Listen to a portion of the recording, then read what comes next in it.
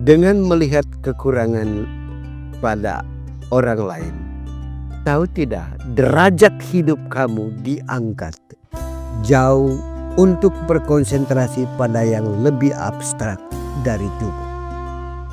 Melihat kekurangan orang lain, kamu diajak untuk masuk, untuk mencapai kesehatan hidup yang paling tinggi, yaitu kesucian.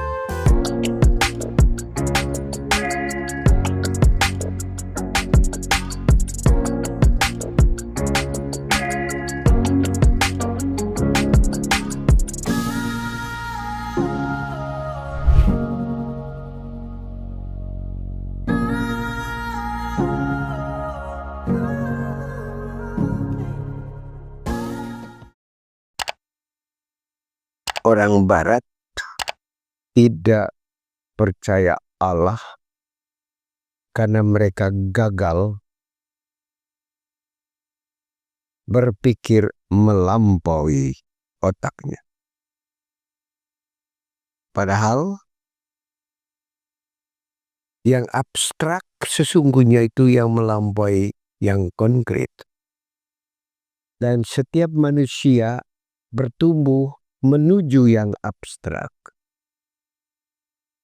Karena itu, waktu masih kecil pada usia tertentu, dia hanya, waktu dia belum bisa berbahasa, dia melihat tangan, lihat benda itu sebagai yang konkret. Dia sibuk dengan benda itu. Tapi setelah itu, dia beralih mengenal nama. Nama itu kan abstrak. Karena itu dia bertumbuh dengan pertanyaan, apa ini? Apa itu? Karena itu dalam Alkitab, tugas pertama manusia adalah apa? Memberi nama. Karena nama itu penting sebagai jembatan menuju yang lebih abstrak. Setelah anak itu mengenal nama dengan pertanyaan, apa itu? Dengan a what question, maka pada usia tertentu dia bertumbuh menuju why question. Pada usia tertentu. Makanya umur-umur mereka ini, kenapa dilarang? Kenapa coklat dilarang? Coba tanya mengapanya itu di mana? Penjelasan tentang mengapanya itu kan abstrak jadinya. Kalau nama ini coklat bisa kita tunjukkan. Karena lebih rendah. Tapi apa hubungan antara coklat dengan kesehatan? Coba cari. Cari di laboratorium. Oke, kita makan coklat. Lalu kita sakit. Apa benar sakit karena coklat?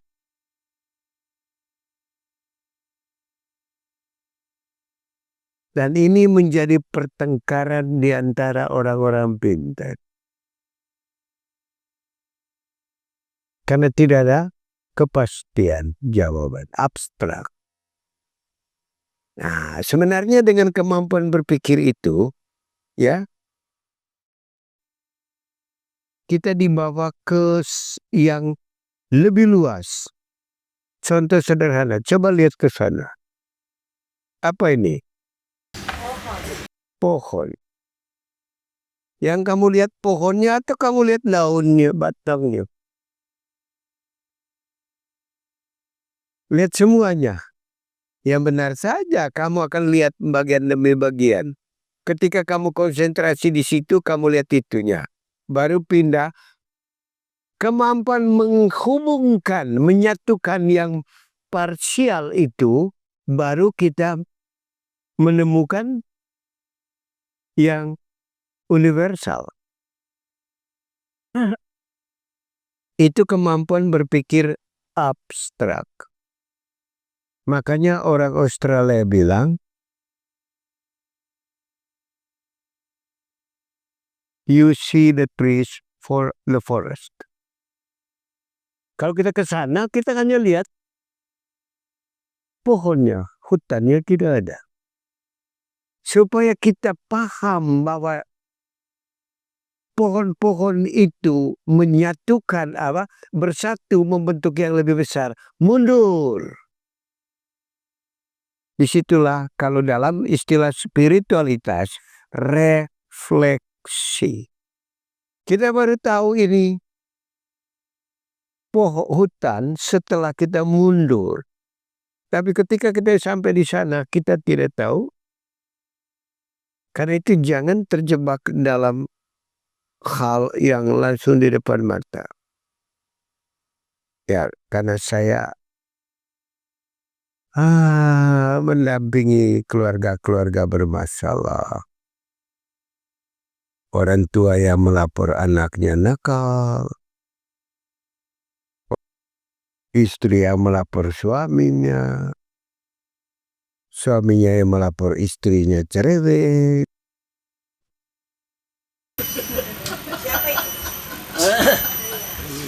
Ya, istri yang melapor suaminya kepala batu.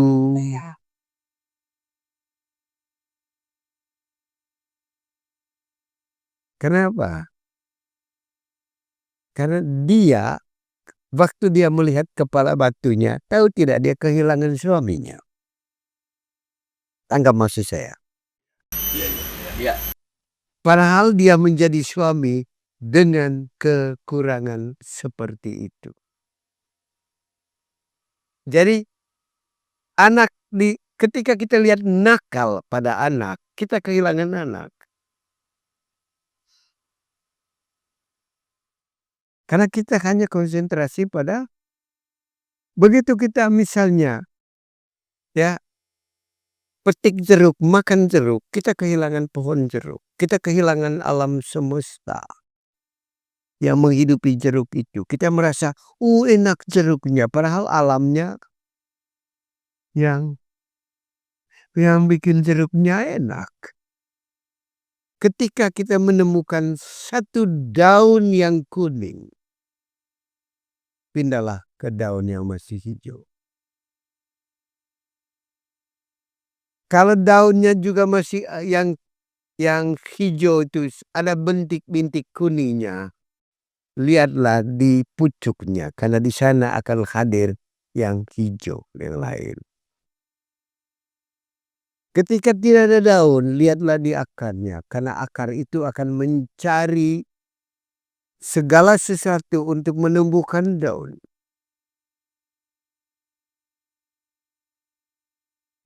Ketika kita menemukan satu yang kecil pada anak yang membuat kita sebel, mundur sedikit untuk menikmati cantiknya hadiah Tuhan untuk kamu. Betapa kamu diberi seorang anak yang cantik. Kamu diberi seorang anak yang sudah besar. Dan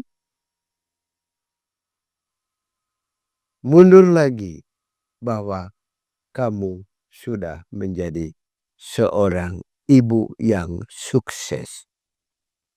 Dengan melihat kekurangan pada orang lain, tahu tidak, derajat hidup kamu diangkat jauh untuk berkonsentrasi pada yang lebih abstrak dari tubuh. Melihat kekurangan orang lain, kamu diajak untuk masuk untuk mencapai kesehatan hidup yang paling tinggi, yaitu kesucian. Sehat tubuh itu tidak ada artinya. Sehat tubuh itu akhirnya membusuk. Sehat jiwa, yaitu kesucianlah yang kita kejar. Kekurangan orang lain itu sebagai undangan supaya kita masuk ke yang suci.